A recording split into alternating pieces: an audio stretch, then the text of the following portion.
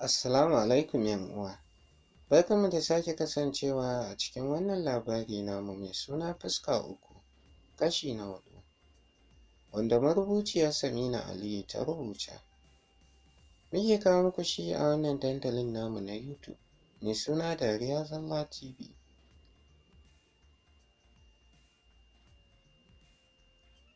Ku danna mana subscribe domin kasancewa da mu a kodayaushe. Ni ne naku kamar kullum Abdullahi Muhammad Sani, Abba Apex. Nake farin cikin kasancewa da ku kuma nake muku fatan alkhairi a kodayaushe.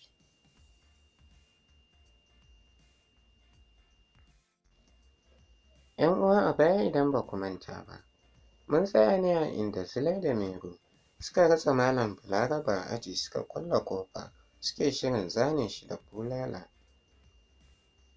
Malam tun yana makiya har ya koma faɗin wallahi na tuba, mai rake rufa min asiri malami ne ni. Wayyo wallahi na bar sa ido har abada, ku yi haƙuri don Allah, na yarda ban biyo hanya mai kyau ba, wallahi zan gyara halina, kuma rai kada ku dake ni don Allah. Yanda yake magiya har ya so ba su dariya, Zulai ta ce, yau ba da shi kake dukan ɗiyoyin jama'a ba, tsoro ma kake ji kuma? Wallahi na tuba, ya kuma faɗi yana duƙi a gabansu, sai famar tattamke hular hannunsa yake. Zulai ta buɗe masa ƙofa ta ce maza ka fita a guje. Ai kamar jira yake yi suna buɗe ƙofar ya fice a guje ko waigowa baya yi. Mai za su yi banda dariya, sun san har abada sun yi maganin sa idon Malam Balarabe. Uwa a nan ne muka tsaya, yanzu insha Allahu za mu ci gaba.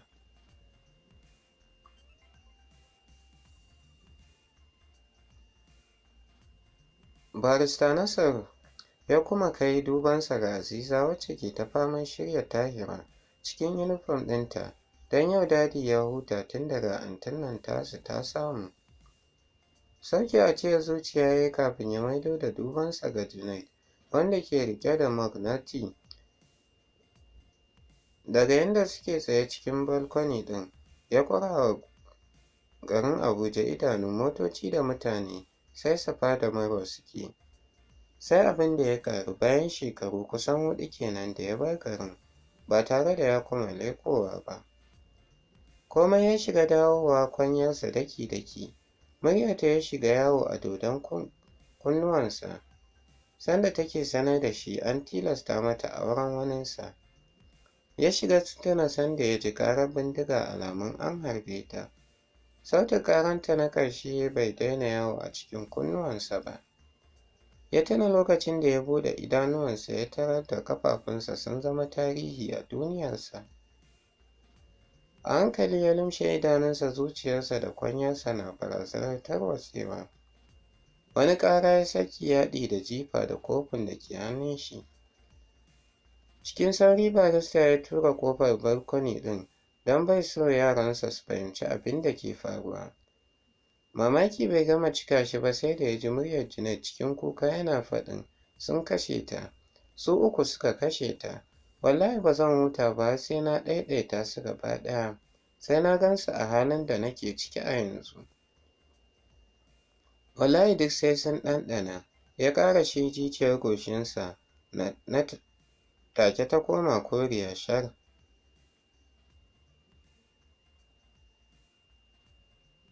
Jin ƙarar hon ɗin school bus ɗin su Hammad ne, alamun ta iso ya sa barista saurin fitowa, nan kuma ya tarar da Aziza tana rataya yaran school bag ɗinsu, haɗi da lunch bag ɗinsu. Da gudu suka ƙaraso suka rungume shi suna ɗaga mai hannu, sai da ya bi su da sumbata tukunna da addu'a kafin suka fice zuwa makaranta suna ɗaga anty Aziza hannu. Har suka fice Aziza murmushi take yayin da barista ke faman binta da kallo. Jikinta ne ya bata ana kallonta, aiko tana ɗago kai suka haɗa idanu. Ɗan sunkuyar da kai ta yi ta ce, ina yayana? Murmushi yana jinjina yarintarta, kana ya ce, muna ɗan magana da shi, idan ba za ki damu ba ki ƙarasa kicin, ki yi breakfast kafin mu gama ko? Jinjina masa kai ta yi, kana ta nufi kicin ɗin tana wasa da 'yan yatsunta. Har ta kai ƙofa ta jiyo muryarsa yana faɗin "Anty ta jiyo tana dubansa cike da mamaki, ashe har ya ji yadda Tahira ke kiranta. Murmushi ya saka mata ya ce "Thank you". Ba ta iya amsa masa ba, sai kawai ta ɗan gyaɗa kanta ta shige kicin ɗin, murmushi a saman fuskarta.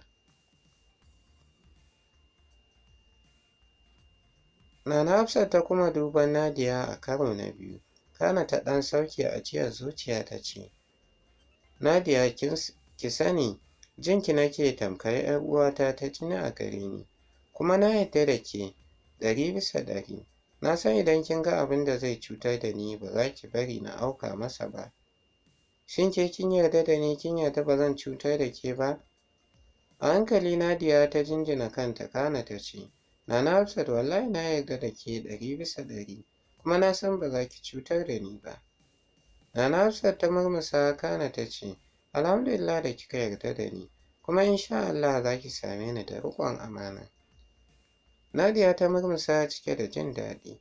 Nana Hafsat ta kuma muskutawa, kana ta ce, Nadiya na san ba ku jima da dawowa garin nan ba, kuma na san ba ku yi ƙwaƙƙwaran bincike kan Siraj Laushi ba. Ko da kun yi bincike, Uncle Siraj na da kyawawan ɗabi'a tsakaninsa da al'umma. Sai dai abu guda ɗaya tak da nake ji miki tsoro, kuma mutane ba su faɗi ba, saboda gani ake yi shi mai kuɗi ne, shi yasa, kuma ɗan babban gida ne. Nadiya ta kuma gyara zama haɗi da ajiye fork ɗin da ke hannunta cikin filet ɗin, tana mai yi wa Nana Hafsat kallon ban fahimce ki ba. Nana Hafsat ta murmusa haɗi da kuma lankwasa ƙafafu, kana ta ce, Uncle Siraj uncle ɗina ne wanda na fi ƙauna fiye da kowa a family na, har ma 'yar uwata da muka zauna a mahaifa guda ɗaya. Nadiya, shin kin san cewa duk macen da ta raɓa Uncle Siraj mutuwa take? Shin kin san adadin matan da suka rasa rayuwarsu ta dalilin soyayya da Uncle Siraj? Kina so ki zama ta gaba kenan ko? Kina so ki mutu kina 'yar ƙarama da ke ko? Dukan tara kawai ƙirjin Nadiya ke yi, tana kallon Nana Hafsat cike da tsoro da mamaki. Babu alamun wasa a fuskarta, ta ci gaba da faɗin, na san za ki ji tsoro da mamaki, to ki sani wannan ita ce iyakacin gaskiyar. Har yau babu wanda ya san dalilin da ya sa 'yan matan da Uncle ke nema suke mutuwa. Na tabbata ba dan yana da dukiya ba, da tuni an kulle shi ko kuma an fatattake shi daga garin nan. Amma idan ba ki yarda da ni ba, kina iya tambaya kowanne daga cikin ko abokin mijina a Hijjo ko kuma Lamido da suke aiki a kamfani guda. Tana kaiwa aya ta ɗau kofi ɗinta ta fara kurɓa, lokaci guda take karantar Nadiya da ta koma tamkar mutum-mutum.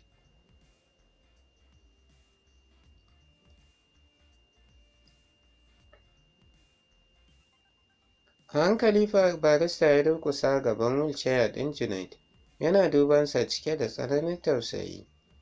Yana ganin cikin idanuwansa tsananin zaluncin da aka yi masa. Ya sha gamuwa da masu kes irin shigen na Junaid, duk da bai ji cikakken tarihinsa ba, amma tabbas ya san an yi masa zalunci mafi muni a duniyarsa. Hannu ya kai ya dafe na Junaid da ke zuba a saman cinyoyinsa. Lokaci guda Junaid ya ɗago rinannun idanuwansa yana duban barista Nasar. Barista ya ci gaba da faɗin, Junaid, ka yi kukanka yadda kake so domin zai rage maka zugi da raɗaɗi. Junaid ya murmusa wacce ta fi kama da ta takaici, kana ya ce, barista yau shekaru 4 kenan ina rayuwa cikin kunci da burin ɗaukan fansa. Kuma ban zo nan ba sai don na shafe shekaru 2 ina karantar duk wani motsi nasu. Shiru ya yi ba tare da ya ci gaba da maganar ba. Barista ya gyara tsugunan shi ya haɗi da yi ma Junaid guri yana ce, Junaid, waye waɗannan mutanen? Sannan wace ce suka kashe? Me dalilin kasancewarka saman wheelchair? ya ƙarashe fuskarsa cike da alamun tambaya. Sararin samaniyar Junaid ya kurama idanu kuma kamar ba zai kuma cewa komai ba, domin har barista ya cire ran cewa Junaid zai ba shi amsa mai tambayoyin shi. A hankali ya saka kunnensa bayan kekensa ta ɗan ƙasa kaɗan ya ciro wata ɗan kati, kana ya shiga warwarewa. Barista dai ƙuri ya masa da ido yana kallon ikon Allah har ya ida warware katin da ke hannunsa. Sai sannan ne barista ya lura da cewa hoto ne a hannun Junaid wanda aka duƙunƙune waje guda. A fuskar barista ya manna hoton wanda da gani jikin newspaper aka cire. Ka san waɗannan fuskokin? Ya tambayi barista sanda yake kuma ware hoton tar a idanun barista. Da mamaki barista ya kuma gyara tsugunan shi yana kuma kallon hoton wanda da gani jikin newspaper ne aka cire hoton. Ƙirjinsa na ci gaba da bugu. Tabbas ya san mutanen da ke jikin hoton kuma ya san ranar da aka ɗauki hoton ma.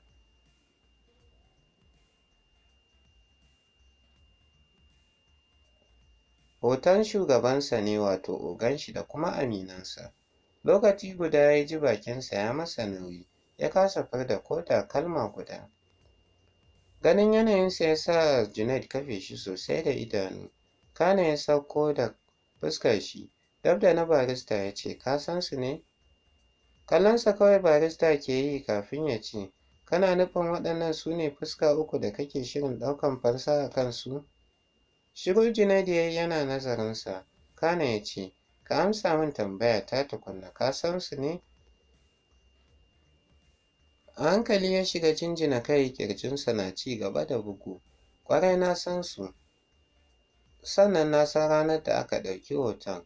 Wannan hoton an ɗauke shi ne ranar auren shi, sa'ilin da 'yan jarida suka yi masa ca domin jin ta bakinsa da aminansa irin farin cikin da suke ciki. Shiru ya yi su kasa ci gaba da magana yayin da ƙirjin Junaid ya ci gaba da tafarfasa.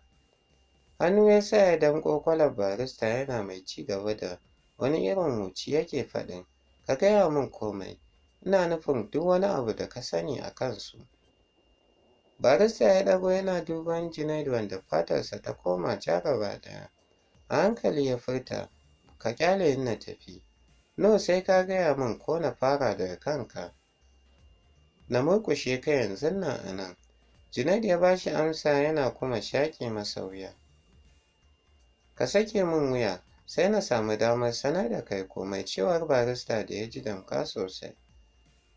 A hankali Junaid ya soma saka masa wuya yana watsa masa wani irin mugun kallo haɗi da huci. Sai da barista ya koma ya zauna gijibaɗi da zubewa a jikin garu, yana kuma sosa wuyan shi kafin ya ɗago yana duban Junaid da babu alamun rahama a fuskar shi. A hankali ya soma faɗin Siraj, Ahijjo da kuma Lamido. Ya kuma duban Junaid da ke faman ci gaba da tururi lokaci guda. Ya jinjina kai yana cewa, waɗannan su ne tsinannun guda uku, ka gaya min, kai waye a wajensu? Barista ya jinjina kai yana duban Junaid kana ya soma faɗin, ni ɗaya daga cikin lauyoyi ne na kamfaninsu wato Laushi Group Company. Marigayi mahaifin Siraj wanda a yanzu haka Siraj yake tafiyar da kasuwanci. Ka ji alaƙata da su, sannan na ji mamaki matuƙa da suka kasance sanadin ƙuncinka, sabida a iya sanina suna da alaƙa mai kyau tsakaninsu da mutane.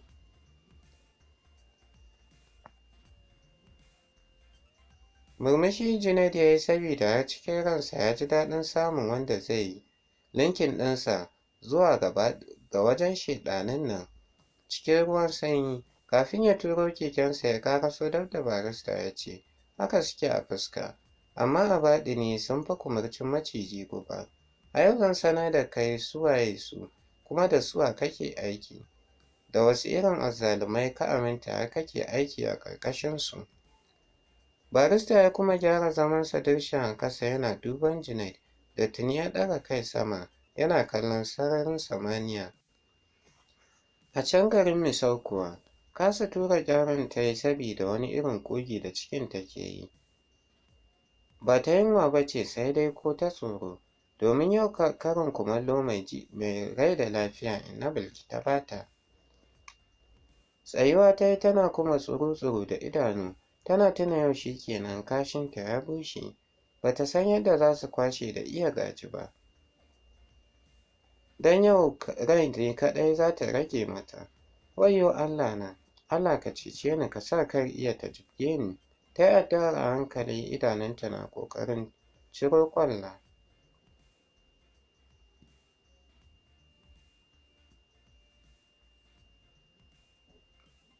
Har za ta shiga gidan ta ja birki ta tsaya jin yadda Gaji take salle mahaifinta kamar ta sami yaronta.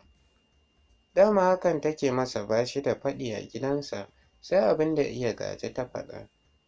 Dije da ni take wasan nan, yau za ta sanar da ni gidan uwar da ta je ta kwana. Shegiyar yarinya Tsabibiya ta iya bajewa a ɗakin saurayi ta yi kwana, amma ba ta san ta kawo min sisin kwabo ba. Sai an yi magana ta ce ita Salaha ce ba ta san zancen ba ko? Kai kuma sullutu gaula da an yi magana, sai ka ce ni ce zan lalata ta ko? To yanzu sai ka sanar da ni a gidan uwar da na lalata maka ɗiya.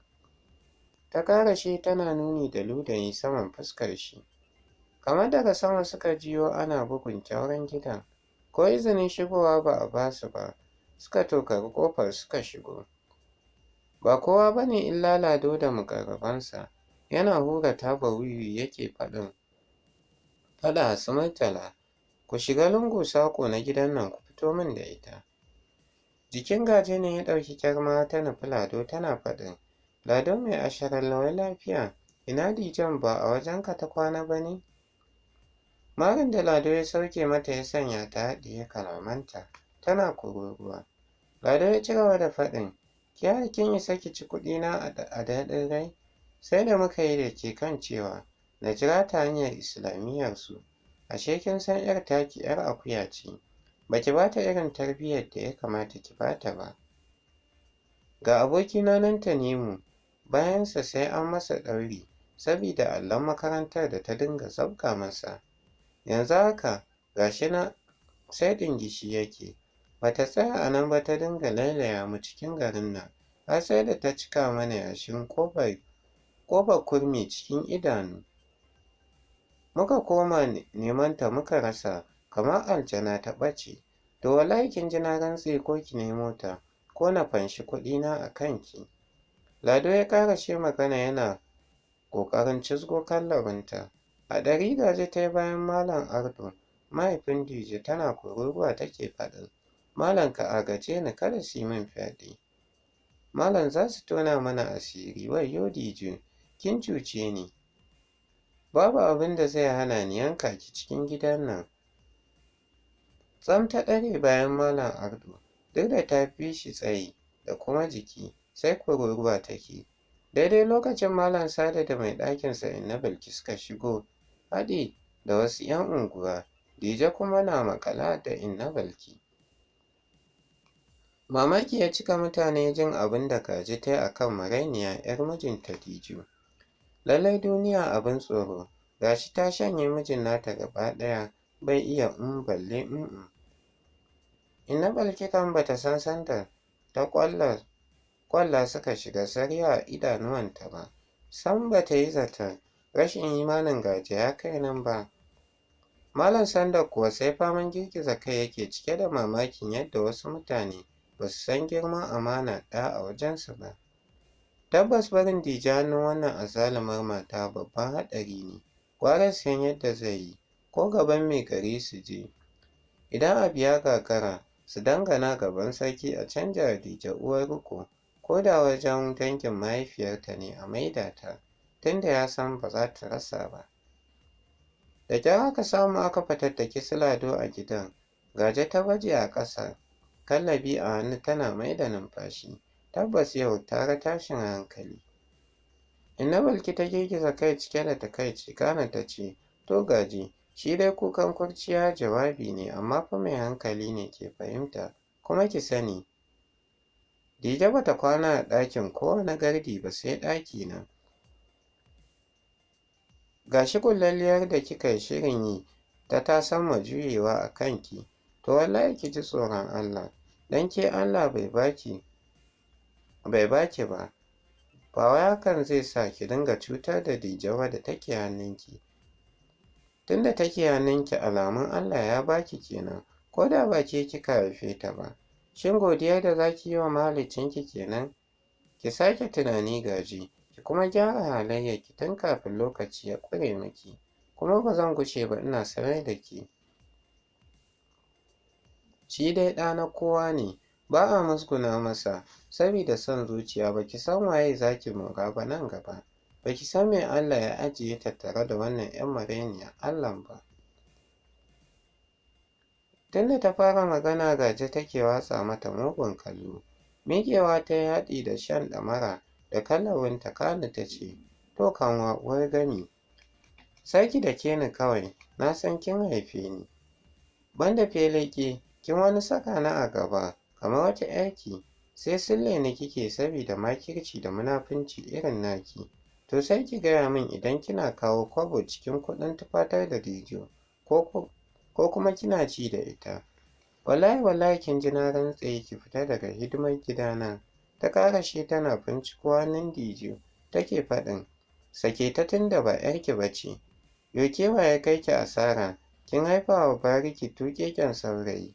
A haye abin kunya na tattare da ke, gwamma ma ni da ban haifa ba, ke kuwa kin haifa wa karuwai ya tafi ya bar ki. Ihun da Dije ta saki ne tana ƙoƙarin ƙwace hannunta daga riƙon da Gaje ta yi mata. Ya sanya Gaje dasa aya, tana kuma janyo Dije take faɗin, nan ne gidan ubanki don ubanki, babu inda za ki je, nan ne za ki zauna dolenki.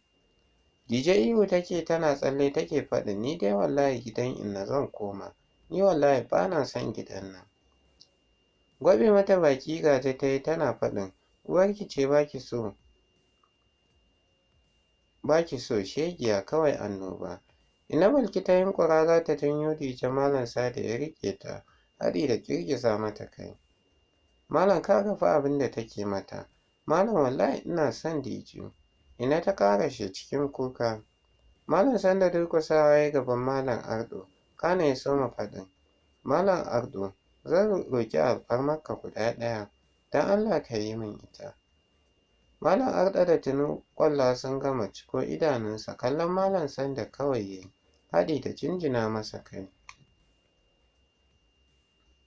Malam Sanda ya ɗan samu ƙwarin gwiwa kana ya ce, don Allah ka min izini na tafi da Dije gidana, ba ina nufin ka bani ita ba, a ina nufin riƙonta ya dawo hannuna da iyalina. Ai bai kai aya ba Gaje ta malmalo a shari'a, ta watsa cikin azama, ta hankaɗa Dije ɗaki, wacce ke faman ihu da bori.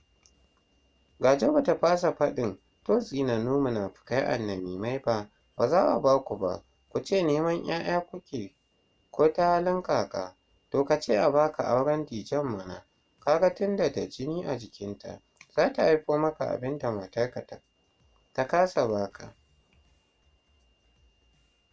Ka dai ga yarinya mai jini a jika, kana so a baka ka dinga bin dare ko, to ba za a bayar ba.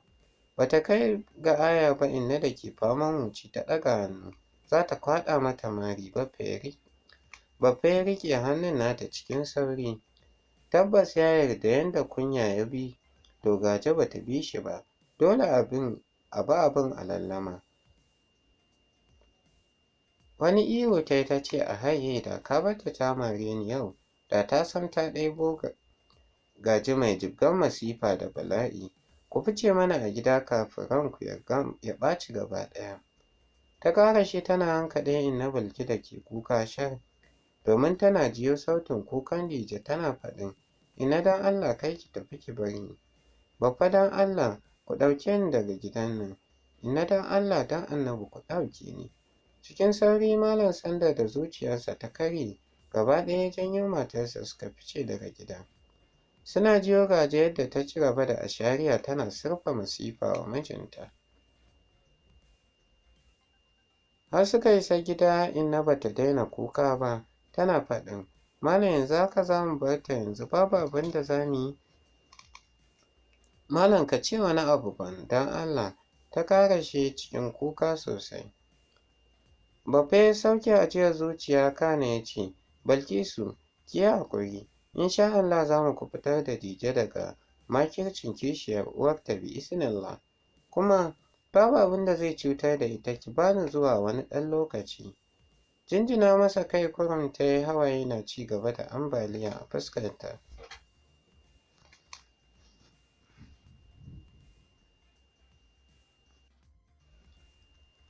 Junaid ya ci gaba da faɗin, kamar yadda na faɗa maka asalinmu 'yan ƙasar Kamaru ne. Mahaifinmu gaba ɗayansu 'yan asalin ƙasar Kamaru ne, birnin Yawunde. Iyayenmu mu biyu suka haifa tak daga ni sai ƙanwata Aziza. A lokacin da muka dawo ƙasar Najeriya ina da kimanin shekaru 8 a lokacin, Aziza ba ta wuce shekara 1 tak ba. Kaga akwai ratar shekaru 7 kenan a tsakaninmu. Lokacin da muka dawo nan ƙasar Najeriya mahaifina sai ya samu aiki a wani ƙaramin kamfani a birnin Abuja. Ya fara aiki gadan-gadan babu kama ƙafar yaro. Abinka da ƙaramin ma'aikaci wanda kuma tsananin matsi ya sa ya baro ƙasarsa ta ainihi, sai muka ji rayuwar ta mana daɗi. Daidai gwargwado muna jin daɗi, muna samun duk abin da muke so wanda bai fi ƙarfin mahaifinmu ba. Sauke ajiyar zuciya ya haɗe da sakin murmushi saboda tunowa da ya yi da mahaifinsa, kana ya ci gaba da faɗin. A kamfanin da mahaifina yake aiki, shi mutumin wanda mahaifina ke aiki a ƙarƙashinsa ya kasance yana da wata ɗiya Zinatu. Zinatu zan girme mata da shekara 2 zuwa 3. To a lokacin makaranta ɗaya mahaifinmu ya saka mu, komai tare yake mana. Shaƙuwa mai tsanani ya shiga tsakanina da Zinatu, wanda ta kasance ko dawowa muka yi daga makaranta to idan ban je gidansu ba, ita za ta zo namu. Murmushinsa ya ƙaru wanda har ta kai ya kasa ci gaba da baiwa barista labari. Barista kuwa ya ƙagu ya ji ci gaban labarin. Ina jin ka, me ya sanya ka dariya haka? Junaid ya kuma murmusawa kumatunsa suka lotsa, kana ya ci gaba da faɗin. Kawai na tuna idan mahaifiyata ta haɗa mana abinci a filet guda, to sai an yi faɗa kafin a ida cin abincin. Kuma da zarar an yi faɗan to za a shirya bayan an gama cin abinci.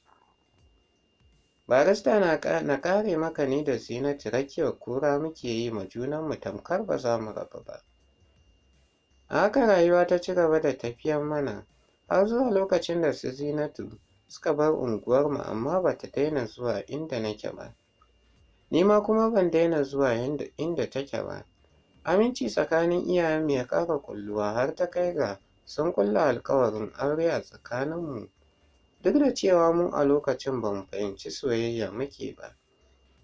A lokacin shekaruna ba za su wuce 19 zuwa 20 ba, Aziza ba ta wuce 12 ba. Shiru ya ɗan yi, idanuwansa suka cika da ruwa, a hankali ya ci gaba da faɗin. Wata rana mahaifanmu sun tafi ziyara ƙasar Kamaru. Suka bar mu ni da ƙanwata hannun mai taimakawa mahaifiyata da aikace-aikace na cikin gida mai suna Umma Mari. Iyayenmu sun so tafiya da mu, sai dai lokacin muna tsaka da makaranta daga ni har ƙanwata. Hawaye ne suka soma zubowa daga idanuwansa, sai da ya ci gaba da faɗin. Dawowar da ba su yi ba kenan har abada. Kallo na ƙarshe da muka yi musu sanda muka raka su airport. A hanyarsu ta dawowa Najeriya ne suka yi haɗarin jirgin sama, wanda ko ɗaya daga cikinsu babu wanda ya rayu. Kukan Junaid ne ya tsananta lokaci guda, barista ya sa hannu yana ƙoƙarin maida masa ƙwallon shi.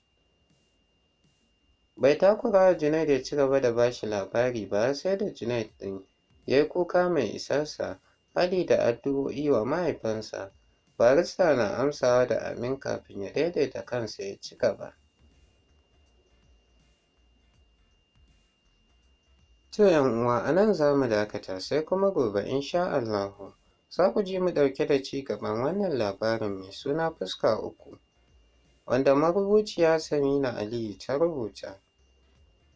Muke kawo muku shi a wannan dandalin namu na YouTube mai suna Dariya Zalla TV. Ku ci gaba da danna mana subscribe domin ba mu ƙwarin gwiwa. Ni ne naku kamar kullum Abdullahi Muhammad Sani, Abba Apex nake ce muku bisalam mu kwana lafiya.